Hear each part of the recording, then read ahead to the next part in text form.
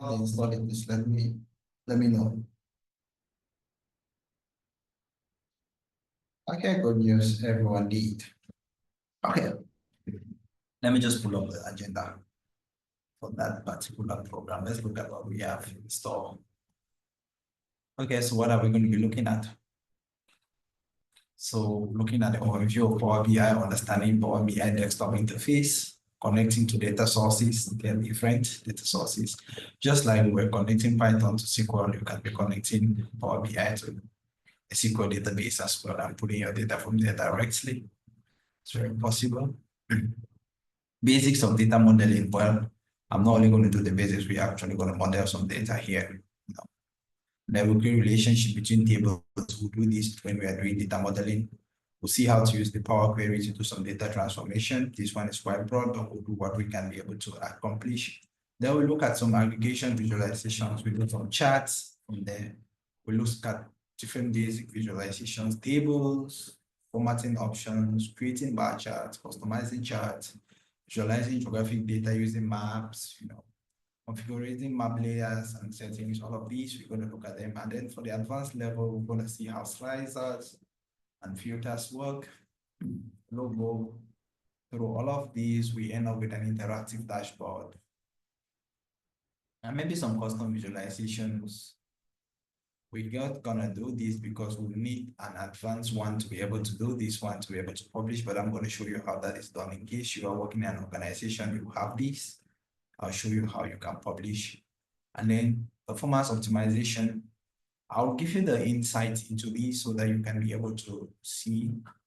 Then these are just for further studies. If you want to look at Power BI and PowerShell, this is actually a topic on its own. Like PowerShell is a language on its own, just like Python that we've studied. But it's a good thing if you want to go fully Microsoft. You might want to learn some of those just to know what you're doing. So today, let's quickly get it through with that. So let's look at overview of Power BI. So maybe one is just to ask what it is. That's the very first question. That's the first thing people asking, seeing things that they don't know. So let's just ask what it is and see what we have.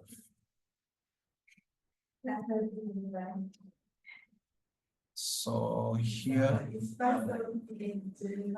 so we see that Power BI is a data visualization platform used for business intelligence. So it helps transform the various sources into interactive reports and dashboards, making complex data easier to understand. So, and you can also have users connect to it to see the visualizations and all of that. But this is grammar. Let's go down to the very basic one. The one that is not grammar. I have a white dot. Let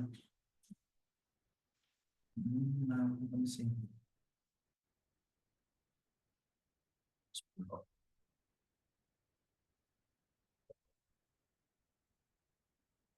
White output. White background. Slide. I want to slide. Okay. So what did we read there? So let's assume that you get into an organization as a machine learning engineer. I'll tell you what I've done. So when you get your data from your source, it could be maybe the data is in a database, a SQL database like the one we just finished looking at. Then maybe your data is in a database. Let's assume your data is here.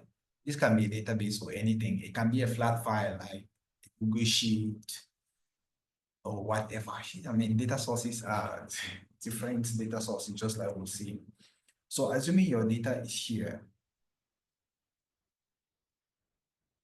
So the tendency is that when you come to source this data, 99.9% of the times, this data will not be clean. So this data will not be clean. So it will not be clean. So what you have to do is you pull this data. Most of the times, like I say, we will use Python.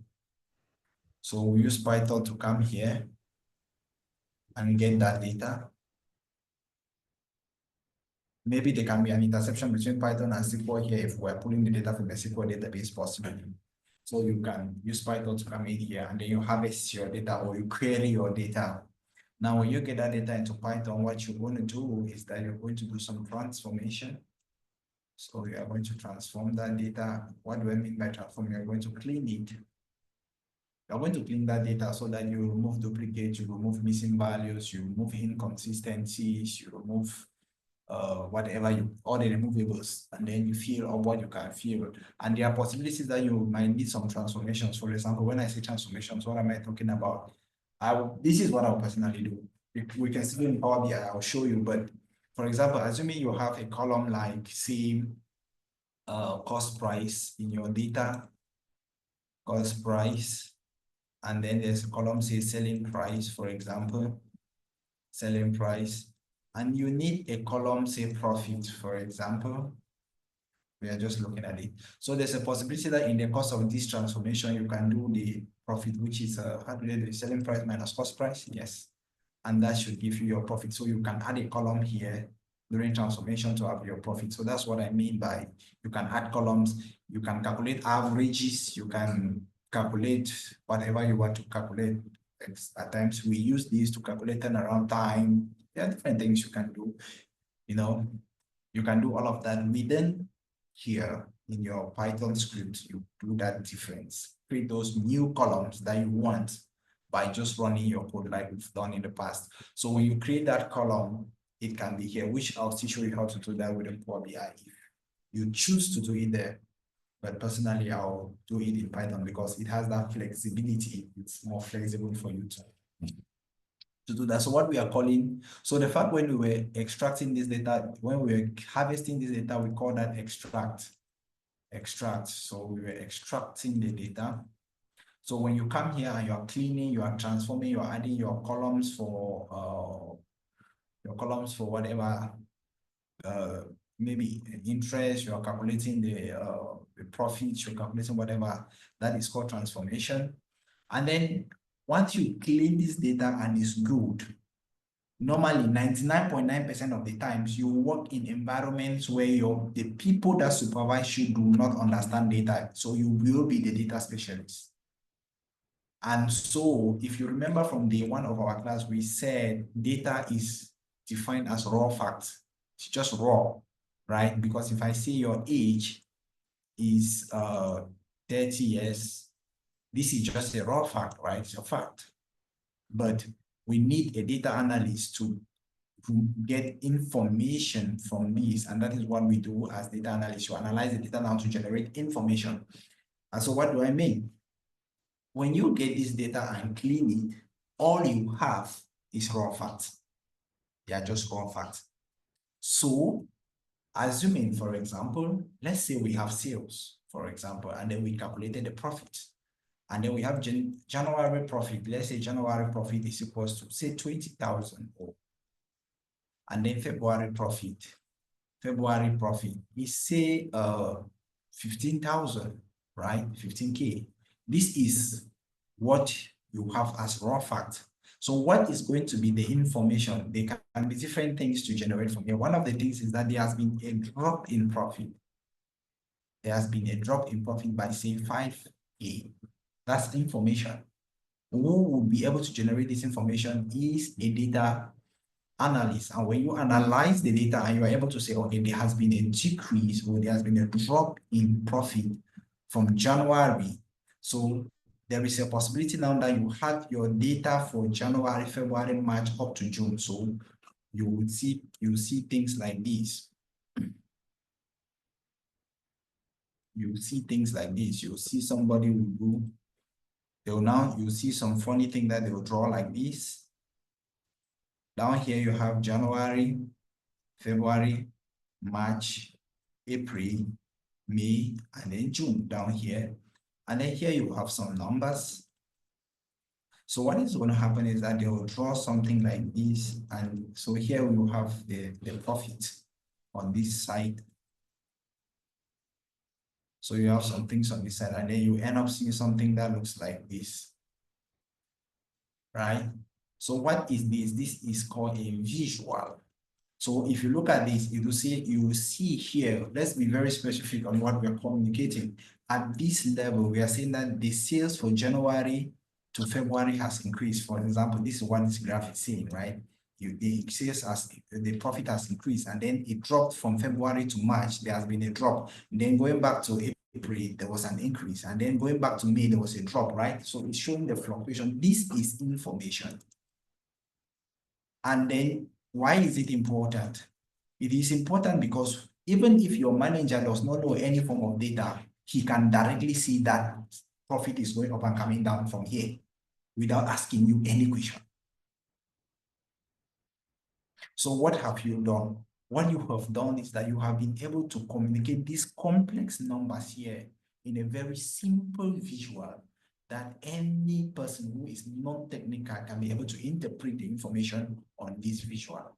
And that is what Power BI is used for. So at the end of the day, when you clean your data, make it clean and nice for analysis, you now load that data now into Power BI, and then you create visuals so that your managers or whoever you're communicating with, just a glance at that data, they already know what you're working on. Let me just show you some examples of visuals if you've not seen. I don't know if I have anyone running like live. Let me just quickly come to my desktop. I should have something here. This is my personal computer. I don't allow personal visuals here about, but I should have something to show you. If I open here, I have a data model here. Let's just open this. So just to show you what we're doing, where you end up after cleaning your data. You know, I'm asking you, I'm showing you all of these, and I'm explaining these steps because these are potential interview questions, which I've had a lot of people have to answer. You go into an interview, they'll ask you, what have you done? Right? They'll ask you, what have you done? You see, well, they say, yeah, explain the process through which you've done this. Explain how you've done this, right? It's a step-by-step approach. And so these are examples of visuals. And when you look at on this screen, you are just seeing different things communicated differently, right? So, and you can look at this, you see that this one is more than this one. This green is bigger than this small brown or whatever color you're seeing here. You see that this green here for January is bigger, this green is smaller, and this one is bigger. I mean, it just tells you all the information that you want to see in one blow. As you take a look at it, you can just begin to have an idea of what is going on. And so that's the main reason why we have visuals, of course, to be able to communicate complex data in a simpler way for people to be able to understand. So now, so that just gives us some basic overview into what Power BI is, what exactly it is. So one thing is there are a lot of tools to use. There are different tools. So let's look at different data. Let's see different visualization tools. There are just so many. So there's Tableau, there's Power BI, there's Data Draw, there's Google Charts, there's Infograph, there are different ones, 15 more, you can see them. So why then don't we study these ones? We just study the one that has more market. So, so why Power BI?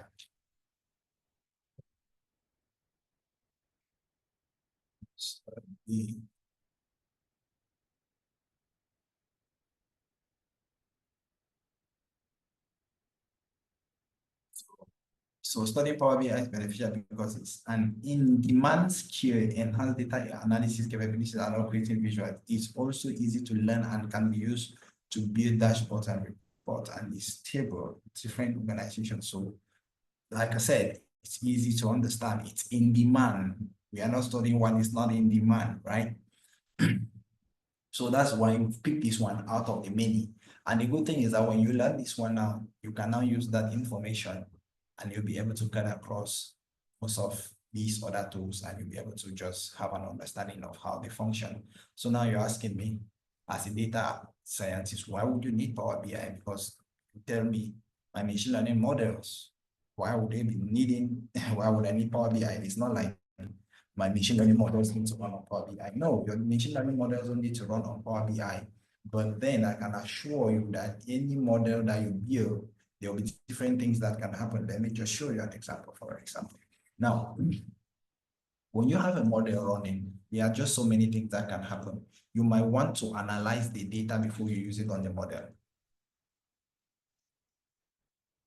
You might want to understand the data that you are using. There was something we call exploratory data analysis, EDA. You people remember we've used this word a lot. So during exploratory data analysis, because you want to understand the data that you're sending to your data model, you would have to do this. And one of the ways to explore your data is to create charts so that you can easily understand the data from the chart, because it can aggregate tons of data and make it easy for you to understand. And then the next thing is that when you have, like you would realize when you're working within organizations, most of the work you do is not on your personal computer, like you have the one that is sitting in front of you. The organizations, like if you happen to work in a big one, you would all notice that they all have what we call virtual machines, like computers that are in the cloud, right? Computers that are running in the cloud. And these computers run with what we call, it has memory, it has CPU, and there's something that is attached to all of this that is called the matrix, right? You have, what is the matrix? It's like you have to monitor the consumption of these resources. You have to monitor your computer, your memory usage. You have to monitor your CPU utilization. You have to monitor a lot of things, your storage and everything. And how do you monitor? You will not monitor by looking. So you are going to take the data that is outputted from this memory, CPU, and all of these, and you create a small charts that can be showing you that, oh, my memory has dropped, so my computer is not overworking, or my computer is now overworking and it has passed its threshold. Maybe 75% of my memory is in use. That means your computer is overloaded and you don't want it to crash, right? So you have to monitor the metrics of your environment to be able to understand what is happening, especially if you're doing work around machine learning, because something around deep learning or all of that, the compute demand is high. So you might want to monitor all of these to know when to scale in or scale up, to scale up or scale down, or scale in or scale out your resources so that your organization don't end up spending so much. So as a data scientist or machine learning engineer, you find yourself doing this most at times just to be able to get your environment up to speed. But the highest people who will be able to consume this tool are people who actually work as data analysts. And if you remember from the onset, we said after when you complete this program, you should be able to work as a data analyst without any challenges successfully. You should be able to scale through. Okay, so far, are there any questions before I jump into the next step?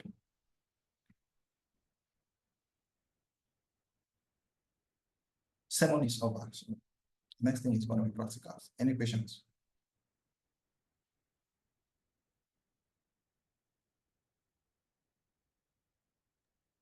No question from my end. Perfect. So in the absence of any questions, let's look at. So I would like you all to spin. Let's save this.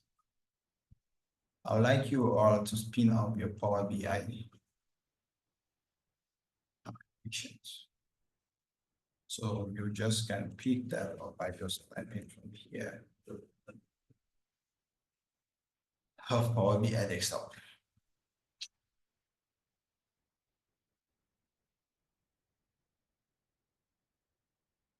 Okay. Are you there? Yes, so from there from my end. When you put it, this is what you're going to have. So this one just shows me different things that I've opened from my computer.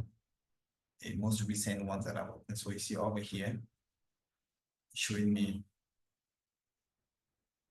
recent. These are the models that I have running on my computer that I have opened just of recent. So here you have, there is an introductory course here which you can take. This one, getting started. You can follow this and then you see some resources that can explain to you how Power BI works and how all of that works. So if you are working within an organization that is using Power BI and they're using the commercial version, you will notice that you would have an account. So you have an account, so you can sign in from here. You can sign in from here. You sign in into your account from here. This will be able to enable you to be able to create dashboards and reports, and you're able to share them. And then if you want to do some change settings, you can update them from here. If you want to know about the version of Power BI you're using, you can check that from here. And then over here, when you want to start a new report, you start a blank one.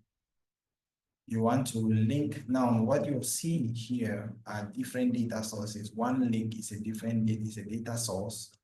An Excel workbook is an Excel sheet on your computer. A SQL server like what we have. If I want to link to that MySQL on my database on my computer, you remember the one we created. If I want to link to it, I'll click here. And then you have learn with sample data. You can come in here and you get different sample data to work with. You get data from other sources. If you click here, you will have many more things to be able to connect to, but most of the time you will not do all of that from here. So let me out. I just don't want to jump. So let me spin it over. I don't want to jump. But there are some people at the moment you just click one, you do not see them. They will not be able to follow it. So let me click on this one. Okay, so we are on the home tab, right?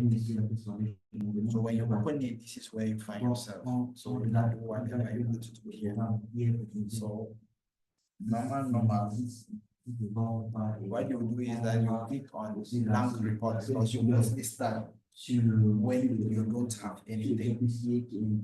You don't have any when you don't have any report, so you open a blank one and then you report from there. Yes. I don't know whether there's an echo or it's someone's mic or it's background noise.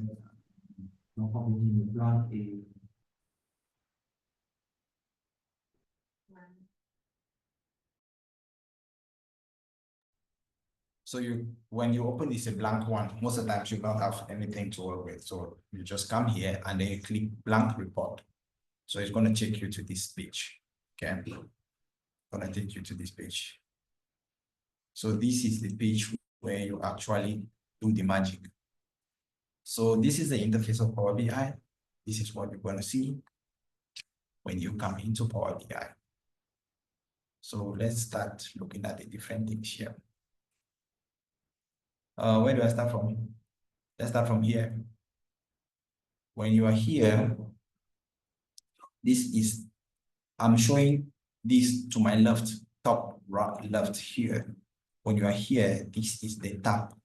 This tab is the tab that gives you access to the different charts that you can plot. Look to my right, you see the different charts here to my right. So it is indicated by this tab over here to my left. So when you are inside this tab, this is what you're going to see. You're going to have the possibility to plot different charts different. So I'm going to clear that.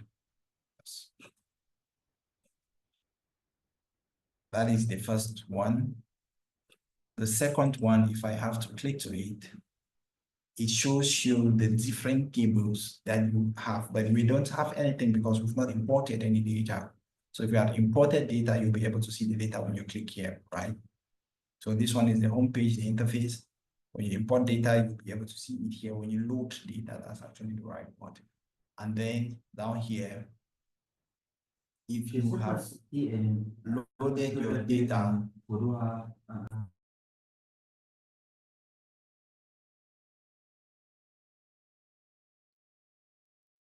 so when you load your data, you can create what we call a data model. What is a data model? We've explained this thing in the past. You can link the different tables. You have different tables, like in our practical section of SQL, we had a course table, we had a student table, and in the student table, we had the course ID, right? We had the course ID here. Then we had the course ID here too as well.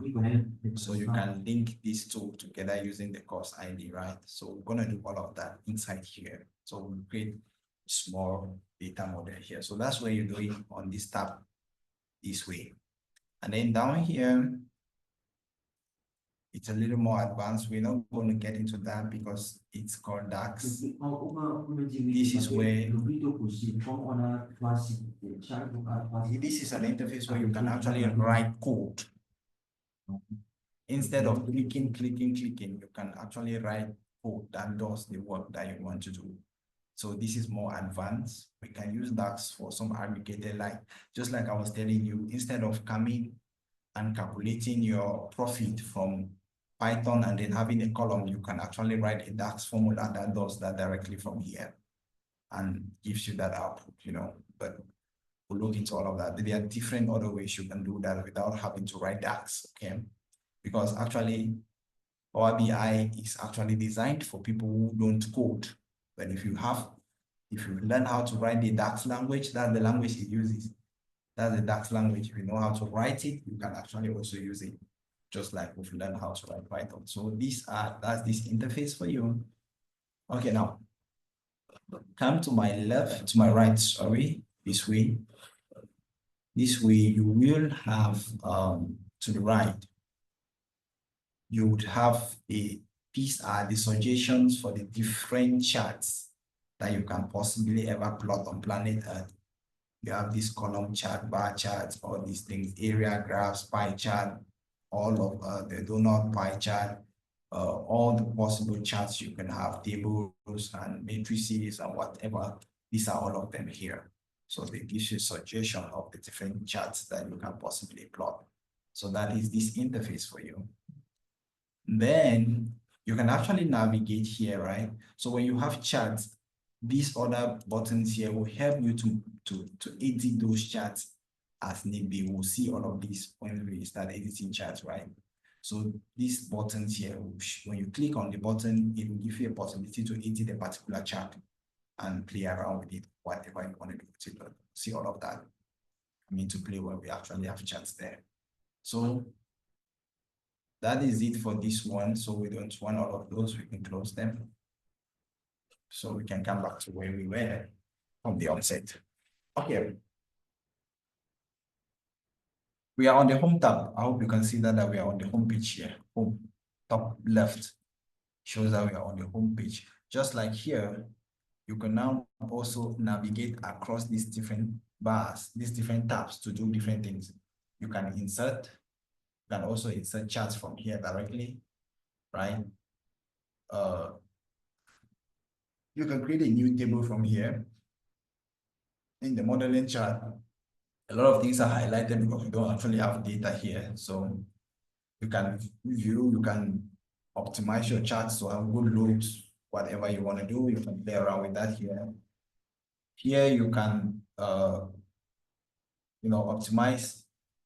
Now let me explain something. What Power BI does is that if I have data that is 100 rows and say 50 columns, Power BI swallows all that data into memory. So it ingests all that data.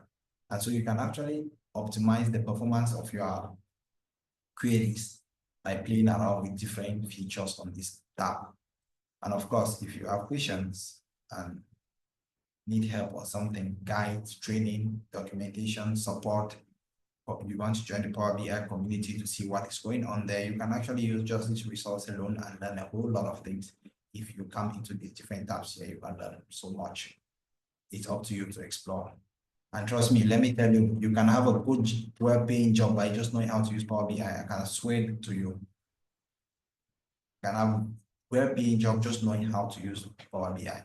If you've heard of these people that they call M&E, monitoring and evaluation, there are people who use this a whole lot. If you know how to use it, you can actually, because if you're doing that 80% of the times, you be working on Power BI, analyzing data and seeing things, maybe Power BI and Excel or so, right? So you can get good money just knowing how to use Power BI, right? So let's come back. So I'm going to come back to the home page, right? I'm going to come back here. So the next thing, how do you, if you are here, now you're going to be asking me, how do you get data into your Power BI? How do you get data into Power BI? Because this is Power BI and you have data to analyze. How does that data get inside here? So there are different things. The very first thing is that you need to know where your data is coming from. When I mean you need to know where your data is coming from is that, is it on an Excel file? When I say an Excel file, that means a file that ends in dot, you see dot XLSX, or there is XLS or different Excel extensions.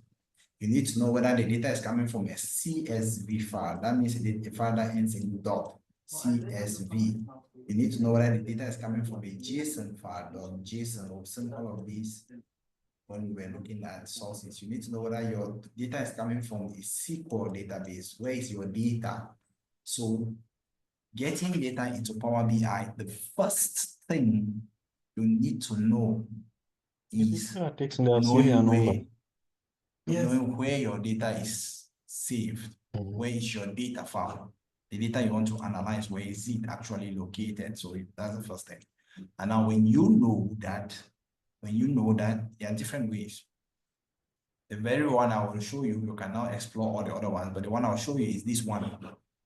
On the top left here, you will have this small tab that says, please mute yourselves. You have this tab that says get data. This one, top left, Dr. Tony. Can you see where I'm writing? Yes, yes. Yes, on the top left here, you see where we have get data. And so and when you notice by the side of get data, there is this small arrow. There's a small drop down arrow like this. That is, if you drop down from there, you see different data sources.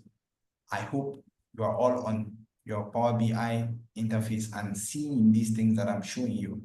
So if I come to this get data and I click on this small tiny arrow, it's going to open me a list of different places that I can get data from. Yes.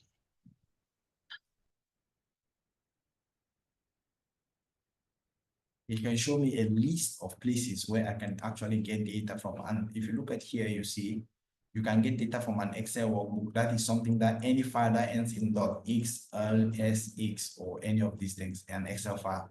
You can get power from a Power BI semantic model. That is a file like this one that I have created here that ends with .pbxi. This is a Power BI model. Maybe something that someone has created and then sent to you. Then you can so something like that. And then data flow. Data flows are all shit. Do you want to connect? I'm not connecting to a data flow. Data flows are different data pipelines that companies can use. There are different sources from here. So you need to know where you're getting your data from. Are you pulling the data from the web? Are you pulling the data from a CSV file? Are you getting the data from a SQL server like the one we have? And if the option is not here, if you don't see your from a blank query or whatever, if the option is not here, you click on more. When you click on more now, you see many more options come up. From the PDF, from a Package file, from a SharePoint folder. For people who are using Microsoft 365, you know this a whole lot. You pick data from a SharePoint, a whole lot. So you see the options from the options where you're getting data from an XML file. So you see different options from a JSON file. So you see from a SQL database, a Postgres database, these are different databases. In short, a Snowflakes it's a data warehouse. It's a kind of data warehouse. So you have a from a data warehouse, a data mart. There are different sources, There are thousands. I mean, not up to 1,000, but there are many different data sources. I'm sure Power BI has done a great job to integrate a whole lot of possible sources where you can get data from into Power BI. So you just have to know where your data is hosted, and you come here and look for the appropriate source and get the data from. So that's it. There are just going to be a few sources we're going to look at, but there's one I'm going to focus on for the sake of ETL, right?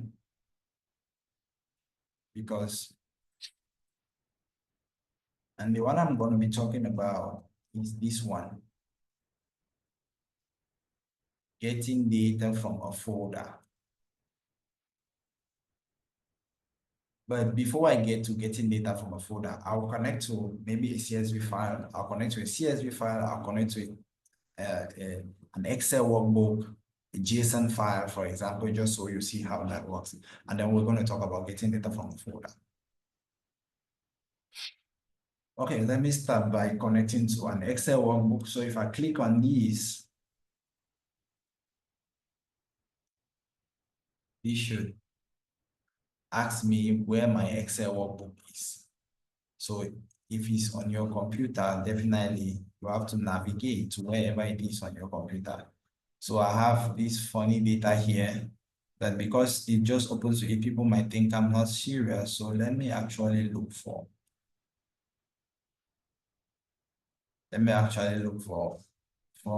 So if I come here,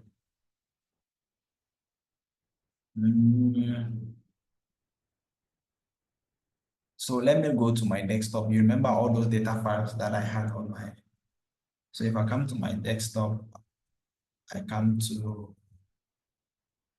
this is what I'm looking for. I come to Python. These are the data sets that I shared with you. And then when I go to examples, you'll notice that these are Excel files.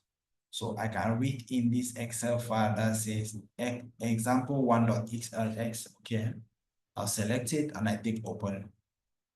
See what is going to happen.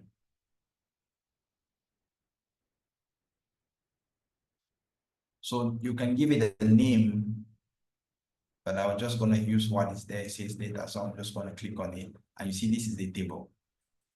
This is the table. This is the file that we have there. So this is it here.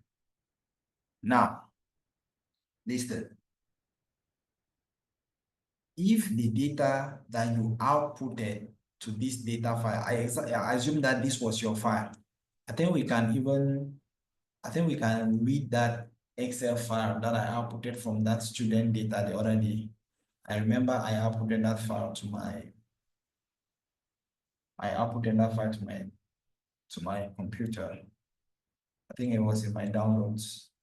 Student data, yeah, this is a student.xlx, so I can read that file. This was the file we got from that SQL database, right? So I can read in this file, and then you see it says sheet 1. I can give it a different name, or I can just read it in. So this is my data from that file. This is that thing that we created in our last class. So when you see here, this is the column, the student ID, the name, the age, the course ID. Now, if this data is clean, if I don't need to do any other additional manipulation on this data, if this data is clean and ready for plotting,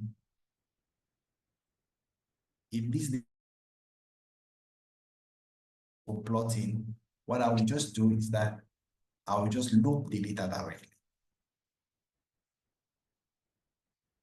I'll just load the data directly, and that's what I'm going to do now, because transform.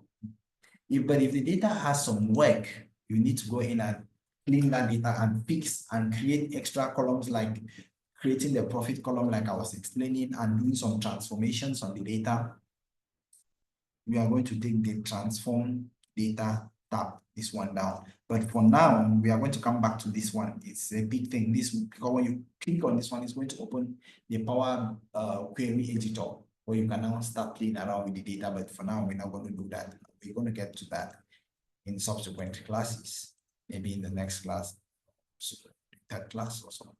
But for now, I'm going to just go to load data. I'm just going to load the data directly, right? Just so you see how it looks like. So now I'm going to just click on load. I'm not going to transform the data, so I'm just going to load it. So it's you see it's loading. Like I told you, Power BI will have to ingest that data.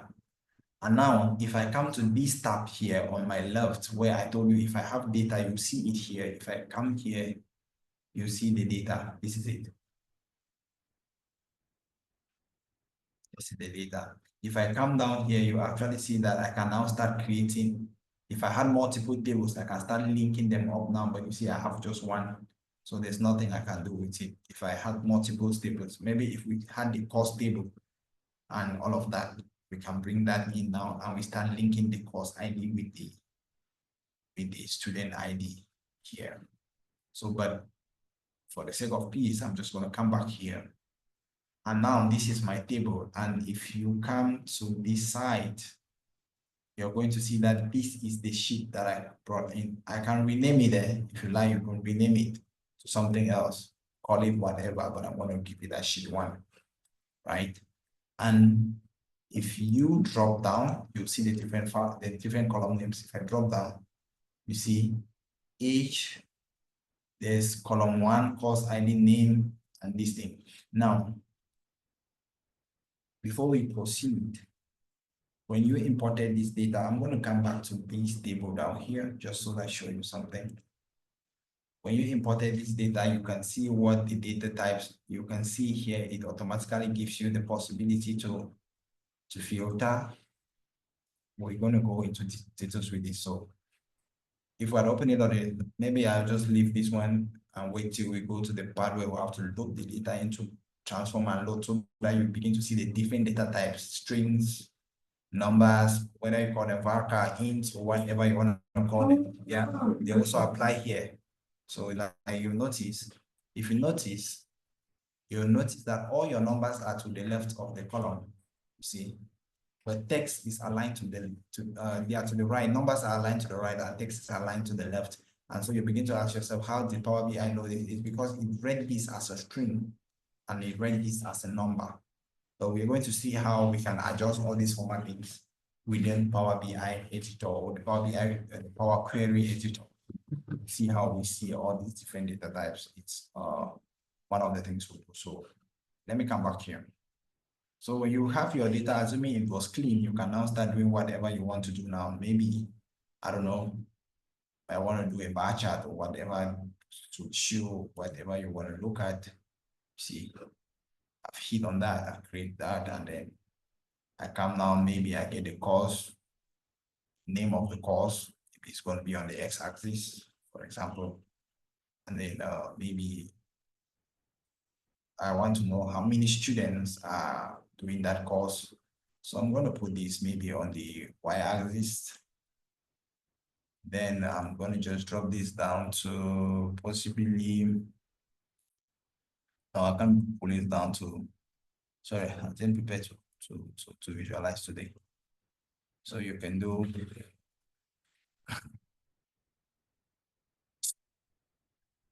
so you can have this, you can put it on the x-axis if you like, but it doesn't make sense to say you have your name on the y-axis. So you can bring it back down to the x-axis and you have it there. And then you can decide to add the values, right? To count whatever you want to count. So let's see, I'm just looking at some, but I can change this to some. I wanted to do a count. I'm just going to pick this and throw somewhere and look for the value option, but it's not bad. Just so.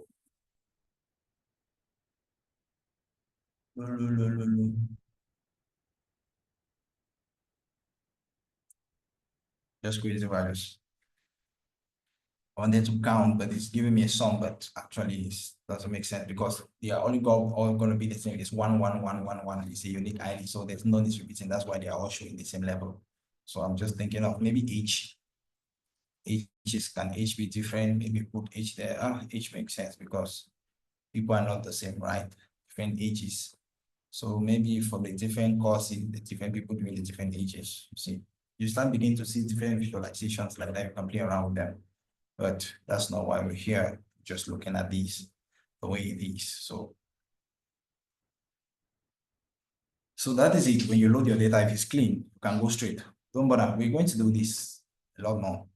So the idea here is just to first of all see the interface, and you can actually take it the plot if you do not want it. Okay, that was the reading data from an Excel file. So what I'm gonna do is that I can just come back here and I delete this data.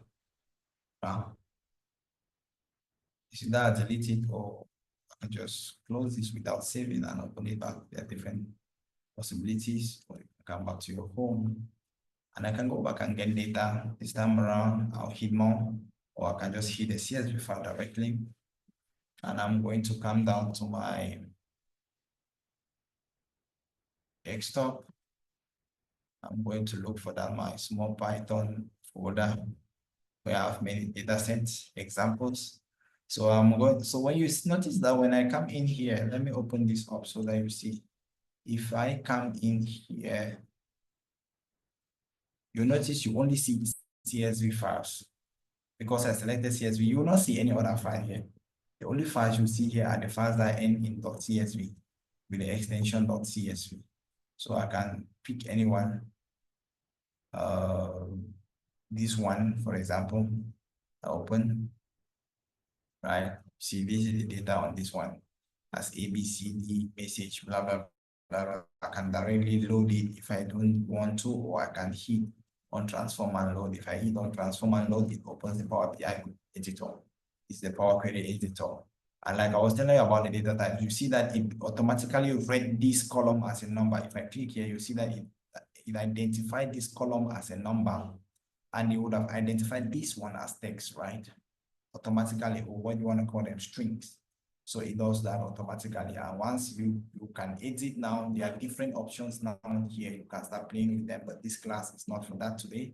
We're not going to be playing around with the Power editor today.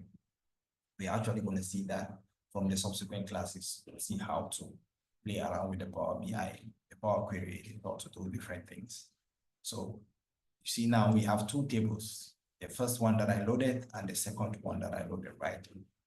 So if I want to read in another data again, so I can come back to my home. So I'm on the Power BI editor. Let me just close and apply. I don't want any transformations. I've not done any transformations there, so it's fine. So I can come back to my home and I get data. So maybe I get data from this time around in JSON file. I have a JSON file, yeah. If we go to that folder, there should be a JSON file there. Is it here? Oh yeah, there's this file here in the under data set. There's this file called students.json. You can read that data directly. Unable to connect, we encountered an error when trying to connect it. We found an invalid character between object keys and values in JSON. So maybe the JSON file is not well formatted. I don't even know how the JSON file looks like. So maybe that's the reason why I'm getting this. So I might want to edit the file and look at the file source. So you can browse the source here, right, and change the file, but that's the only JSON file I have, unfortunately. I'm not sure I have another JSON file anyway. That's the only one. Maybe wait. Let me check Titanic. Maybe there's no JSON file there. Tableau, it said no JSON file there. Life expectancy. This was not a JSON file, right? They will have just one JSON file. Fortunately, it's not well formatted. So you can read a JSON file like that. So let's see if we can connect to a SQL database. Let me see if I can connect to my own more. SQL Server database.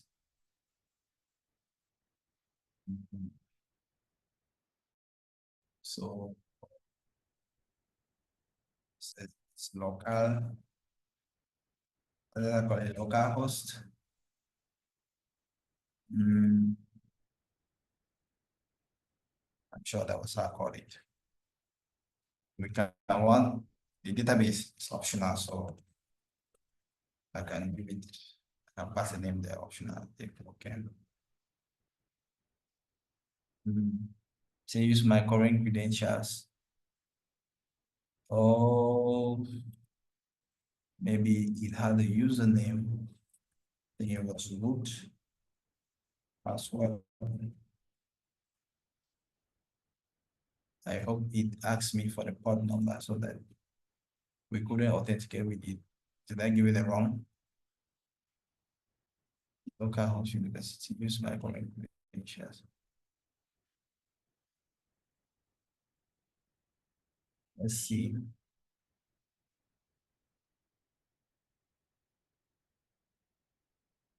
Let's see if it's going to link. It's going to identify that one. Still connecting.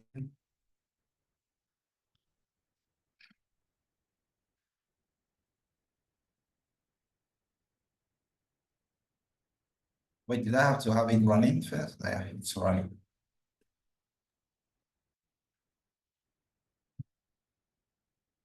Oh, we encountered an error while trying to connect it to Microsoft SQL. A network related or instance specific error occurred. Oh, shit. This is what you get. We try again. This is why we establish a connection to localhost university. Let me just do localhost without specifying the database name. Try calling localhost, right?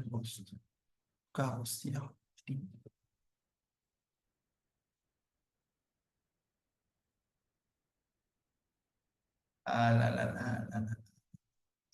Shit.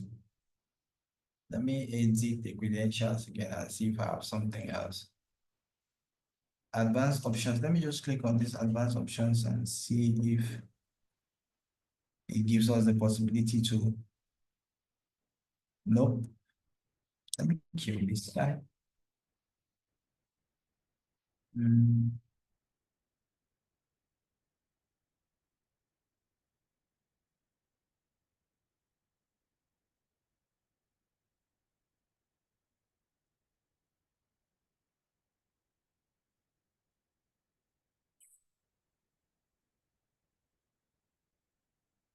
And one thing I wanted to point out is that these different the different data sources will have their different authentication methods. It will depend. When you are working in an organization, they will give you the credentials you need to be able to access the data. If it's in a data warehouse, it's different.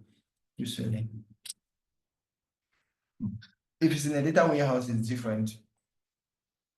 If it's in this one is Microsoft Azure, Microsoft Fabric database, IBM, they are different databases, MySQL database. Connect. This connector requires one or more additional components to be installed before it can be used. So I'm not ready to install any components now. Okay. Okay. So you have their different authentication methods. So when you want to access the web, for example, click on it, it asks you for the URL. You just have to pass the URL of wherever. I think there was this one that we had. I don't know if I can still pull it up, but it had to do with football. Maybe what would be the possible Champions League? I think that was what we had. Okay, I think let's open this one. Let's see if I don't know if we can directly pull this table in.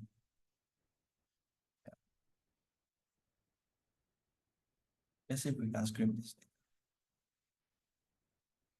So if you pick this, come to Power BI and pass this URL here. connect.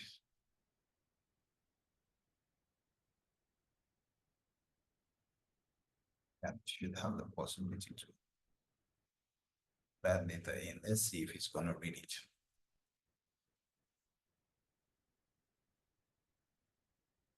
And it should read it. Let's see. Okay, multiple tables there. Let's see which one has data. Okay, see, this is one of the tables with data.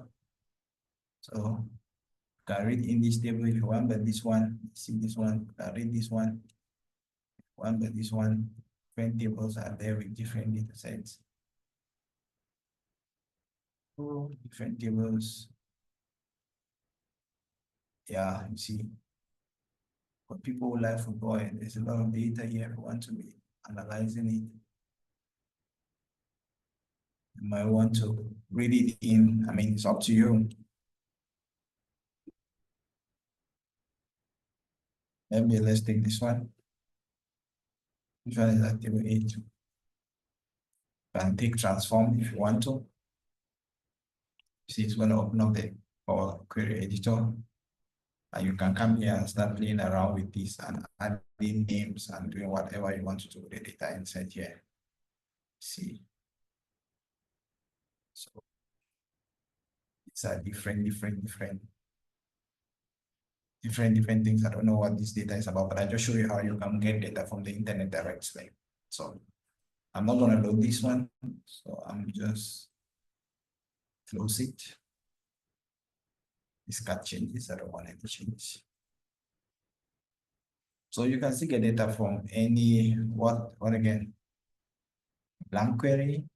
But there's a possibility too that you can create your own data with enter data. You can also enter data here, right? You can come and create your own data. And then you add columns, right? You add rows. You can also come and do your data entry here. And then you read this data directly in if you like. So there's a possibility you can start. Maybe this is going to be name. You have age, you have sex, maybe weights, for example. Yeah. And you start doing your data entry, right? Data. That's what you want. 30, no, male. Weight is maybe 65.7 kg or something like that. You know, this is what you can do. And you directly load the data. Once you're done, you directly load the data from here. You can give it a name down here, beautiful name. Say student data or something. Once you finish, you can just hit load from here and it goes directly into your Power BI and boom, there your data is. And I think if I come here, you should be able to see that.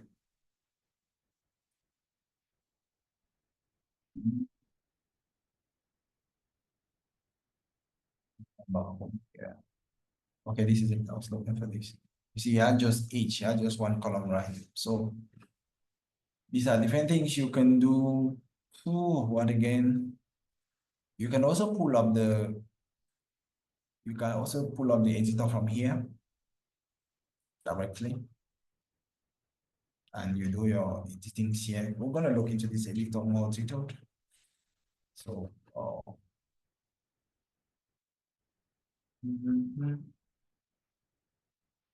so far, so good. What is it again? Let me look at this to be sure that I've looked at the overview, understanding the Power BI desktop interface, connecting to data sources, basic data modeling. Or the next thing we're going to look at is supposed to be data modeling, creating relationships on tables. Okay, now let's look at the data model. Okay, let's talk about data modeling. I think possibly that should be the last thing we'll do for today. Let's talk about it. Please, I'd like to have this conversation with is Bestman on the call. Bestman, are you on the call? Yes, I'm on the line. Good evening. Oh, perfect. Talk. Good evening. Good evening. Okay. You had to create your database, right? Yes. Or you changed your mind? My database. Oh yes, I will. I want to. I want You to do wanted to that create for it. myself. You wanted to create your Yes. database. Is it Yes. okay if we use your database as an example for the work we're doing? Just an example. If it's not too complicated, is it something simple that people are going to understand? Uh, Or it's going to be too complex?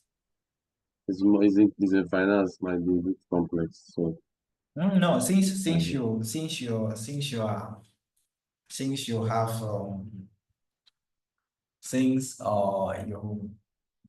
since it's you just have the concept in line, let's use the concept to develop what we call a conceptual model, right?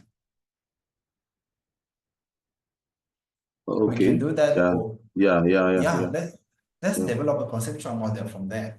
So here Okay. we are. I'll show you how I do it I develop a conceptual model from that other side, from Excel possibly with smart charts. But let's start by just drawing it here. So in this database that you want to create, what kind of information? Let's start from there. What is it you want to have in that database? Just tell me some of the things you want to have there. Maybe we can have a list and then we work from there. Just Yeah. highlight there. We want to have a database that can be used to predict the price of stocks.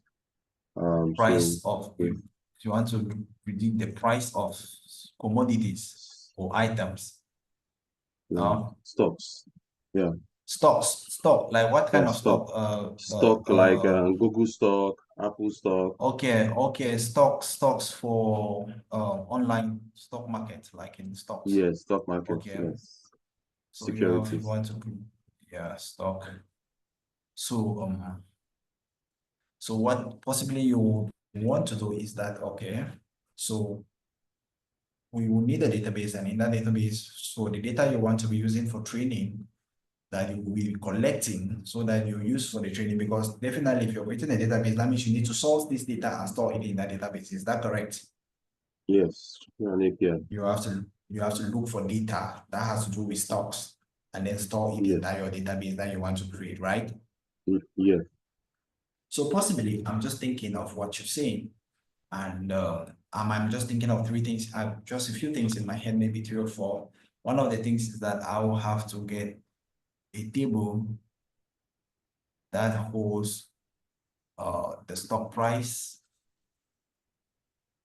This might just be low level. We might go into details, right? Maybe if we don't have details, Yeah. but just to give you a high level, you have maybe the stock prices. If there's some other thing that has to do with stock and money, maybe, and then you have the stocks should be associated to the company, right?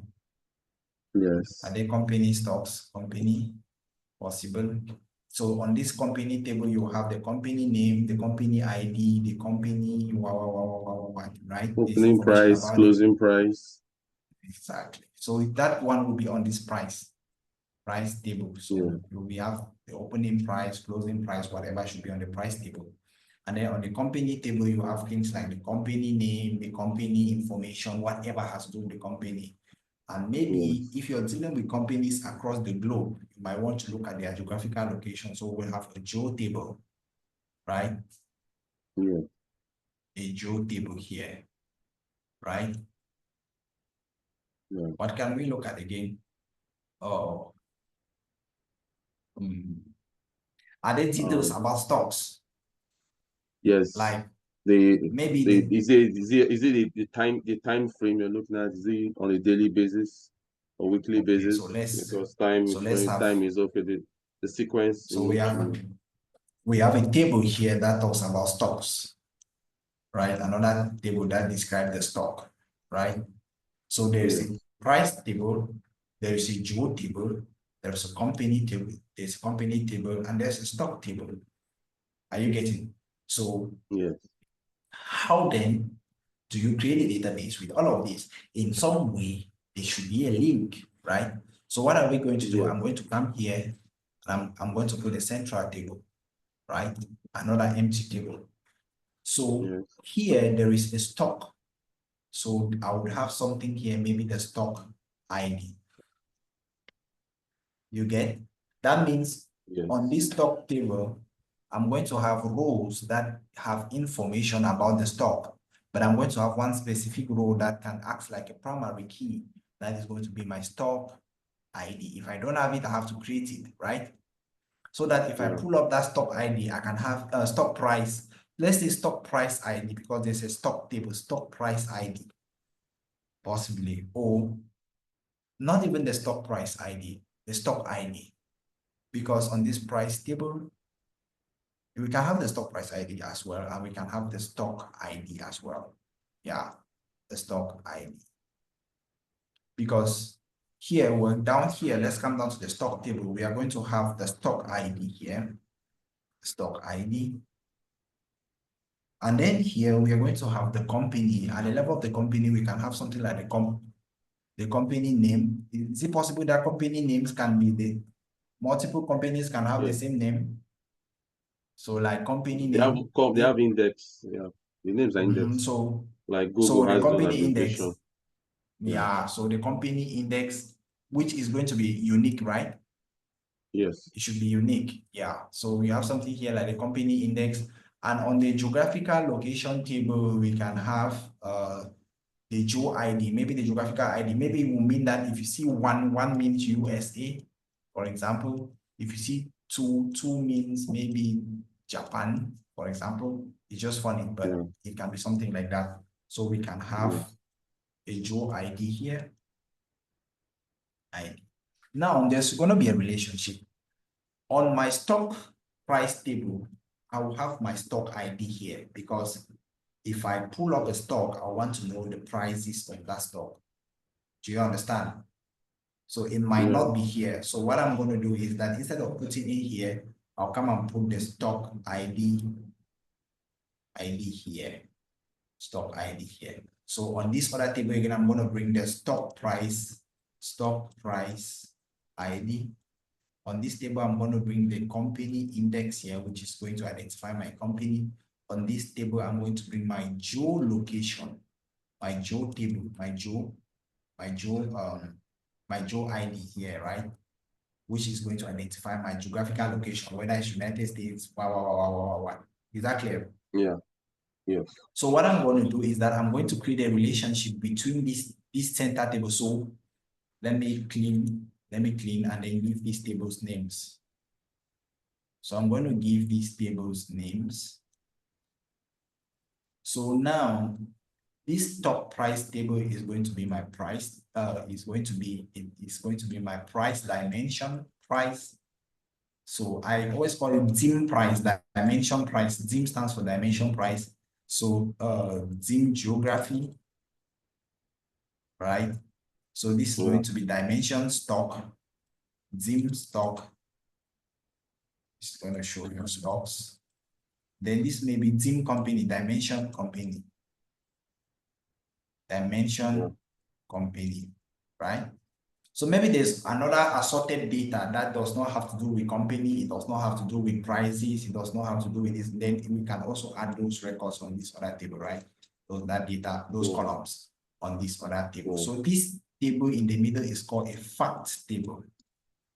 Fact table. And this table cross here, these ones at the border are called dimension tables. Dimension tables. These are your dimension tables.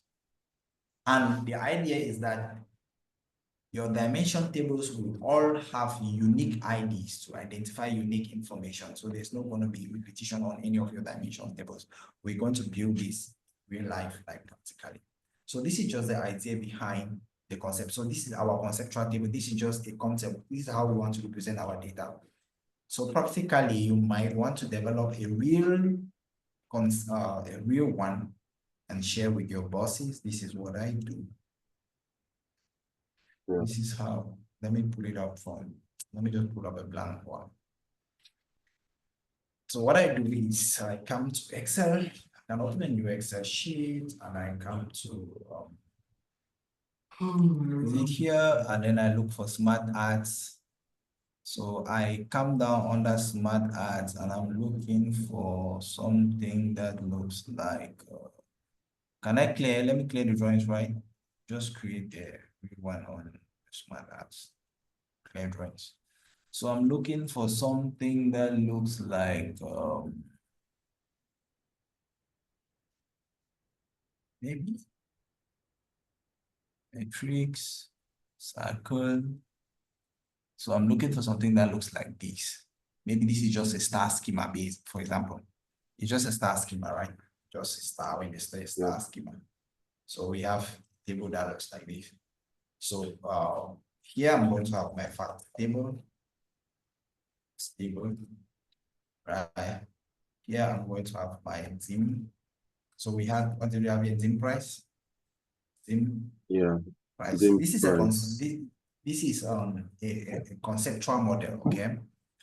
Now here we have. Doesn't worry with the ZIM. underscore. Maybe it's a concept. We just want to show people that this is how these things are related, right? Okay. So here you're gonna have your ZIM. Here was ZIM what? Country. ZIM geography. Okay. This was ZIM geo. So here was the company. So dimension company. You can call it anything. I'm just calling it ZIM so that you know. So dimension company, and here was dimension stock. Dimension stock. So what we have here is a conceptual model of our database that we want to build. So what does this mean? It means that on our database, we have a table that holds information about the stock prices, everything that has to do with stock pricing. On this table, we have a table that holds information about the company, the location of maybe companies or whatever. And then on this side, we'll have information about different companies, the company name, the year it was created, how they are doing, whether they are doing well, they are whatever. Here you have information about the stocks, whether the stocks, whatever information you capture about stocks. So how many tables do we have altogether? 4 tables. So you are going to go and say, create database in SQL, right? Best man. Yes. You create Or database, this command, or in Python, or you can link your Python and create it directly from Python. Create database, and when you create your database, you have to say use create database. What stock? I don't know how you're gonna call it. Stock. So you're going stock optimizer. Stock optimizer. So you are going to now say use stock optimizer, right? And then inside use stock optimizer, you say create table. What's going to be ZIM price. And ZIM price is going to have what? It's going to have the ZIM ID, which is going to be what? Int, right? Yeah. And it's going to be int, right? So maybe you can also indicate that this is going to be it can also be the primary key, right? You can also indicate that this is going to be your primary key for this table. What again? Auto increment. Auto increments. For the what features of auto, the let me just call it. What is going to be? Is going to be an integer? Oh no, we are talking about the team price. No, it's going to be opening price is the next. Okay, opening price. So you're going to have opening price. Closing price. Going to have a column for opening price. Opening price. This one is going to be integer, comma. Yes, the closing price, for example, average is going price to be integer. Average price, you are going to also have integer, right? So this is how you create it. So you create, after you insert all these variables for the different pricing information, that table is set. So if you have the data, you come and do now insert into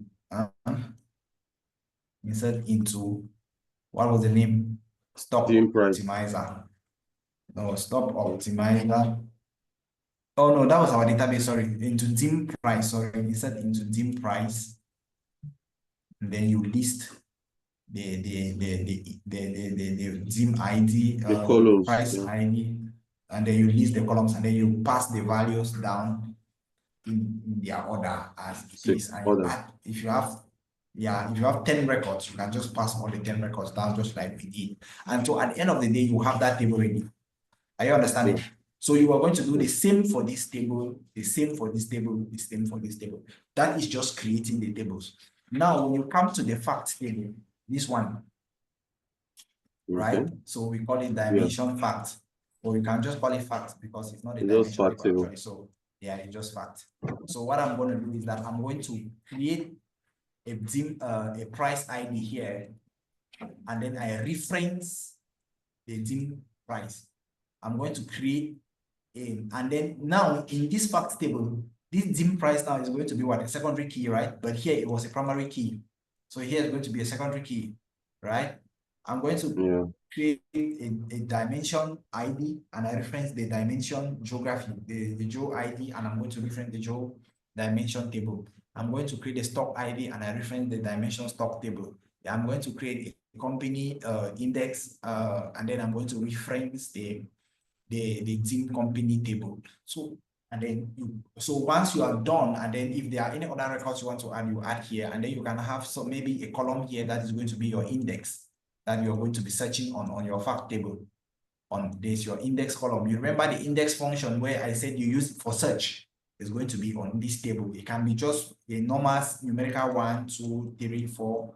Write down. It can just be an index column. Just that it should be named something that you can easily remember. And so once you're done, that will be your table. You've created your relationships, right? That will show your relationship because now, once you import those different tables into Power BI, once you import those tables into Power BI is very smart. If you import these 1, 2, 3, 4 tables, assuming that those 4 tables you have downloaded them, once you import those different tables into Power BI, what's going to happen is that here, Power BI is going to identify those tables and then create relationships. You see, there are no relationships here because these tables have nothing in common. Assuming this was my facts table, it will have my team ID, my price ID, my Joe ID, my company index, and my stock ID. So automatically, this table will be linked to that other one, linked to this one, linked to this one, and linked to this one. That will have been your connections, right? And if it is in the form, if it is like this, like what we have here, this is a simple star schema. This one now is a simple, this is a star schema. It's in the form of a star, right? So you can actually have this, you can actually have more. You can actually come here and how do you add? Can you add? Yeah, you can actually add it. You can actually add. This is a simple star schema, right? Simple star schema. So, but then there is another schema called the snowflake schema. Let me show you.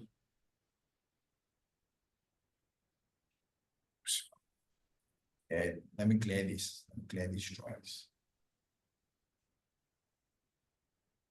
This is our simple star schema. Now, if you want to have a snowflake schema, what is going to happen in a snowflake schema is that every dim dimension, let's say dim geography, can also have another table associated to it, just to the dim dimension, to the dim geography. You understand? You can have another table that is linked to the dim geography. So you have another extra table like this. And you can also have another table that's linked to the stock, maybe. And then this table is going to hold some extra information, possibly. It's like a dimension to this dim geography, a dimension to the dim stock. So this extra one, it can be more than one. Yeah, it can be more than one, as long as you can link them well. As long as that's why it's a snowflake schema is a little bit complex. If you don't understand how to, if you don't create your relationships very well, you might have a problem querying your data. You might query and the query ends here and it doesn't get to this table. You understand? So you have to be careful to make sure you create your connections very well so that when you query on your index that is on the facts table, it's now going to pull all through right up to the last dimension out there, and you receive all your data that you're looking for. You get what I'm saying? Then tables will have a secondary have a primary key. Yeah, each table can do it. Could each of them will have a secondary key, and you have to respect the what's it called, which I don't even want to go into one of that normalization, database normalization. I don't want to go into that. We might have a discussion around that. Yeah, there's one normal form, two normal, three, all those normal forms. In short, can you please all read about normalization? Can somebody put it in the group as an assignment, please? Tomorrow when we come on Thursday, each and every one of you is going to see something about normalization. How many people are on the call?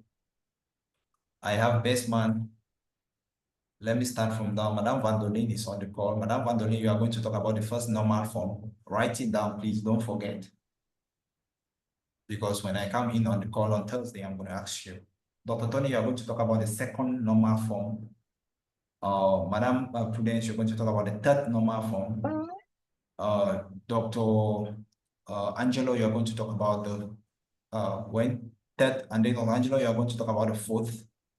And then best man, Madame Constance, you can work with Madame Prudence to talk about what she's talking about. Best man can work with Madame Vandolin. You are going to work with Madame Bisuri. Tell her she's not on the call today. I don't know if she's there. Tell her that you're working with her on the first normal form. I have Madame Constance and Madame Prudence together. Dr. Angelo, you're going to get to Mr. Roland or Dr. Nuela, whichever is possible, or Dr. Jude. You people can work together on your own normal form. And best man works with Dr. Tony on their own normal form. Please, when we come to class on when is that? On Thursday, we'll have that discussion. It's very important because you need to know how normalization works in a database. It's not part of our lecture, but it's important for you to understand how databases are normalized to avoid repetition. Is that clear? Yes, Which is my normal form? Which one? Sorry, I didn't get. Which one is the normal form for I and Tony? Is it the fourth normal form?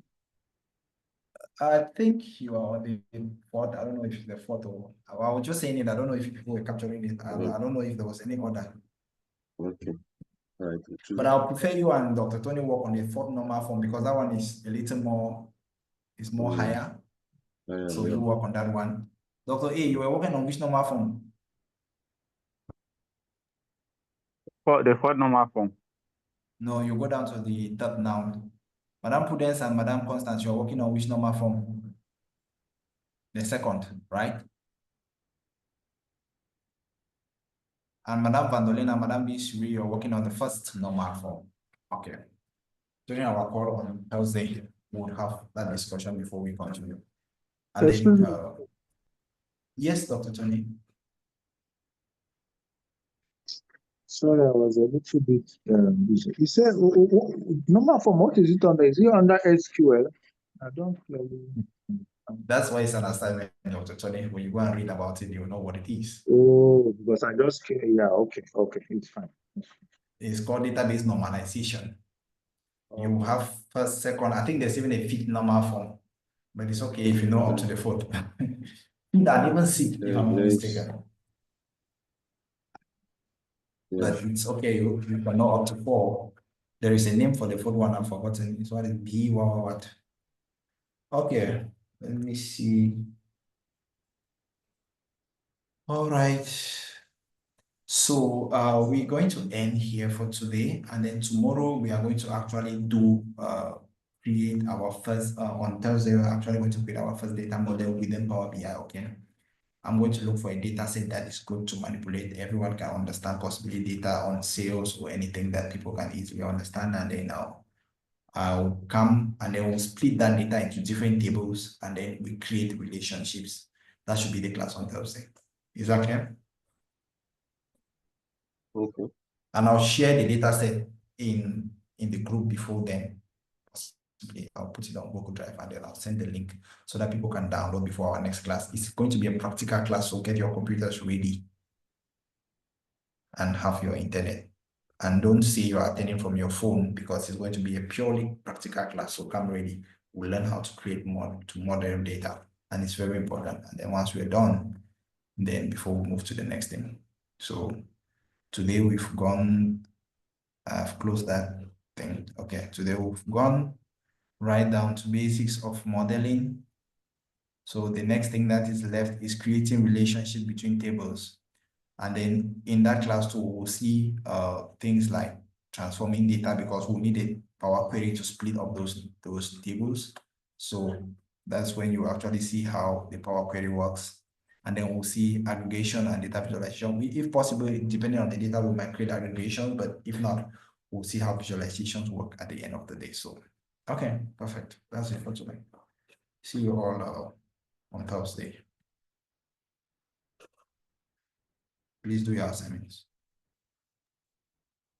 All right, bro. Thank you. Good night, everyone. Bye. Good night. Okay, good.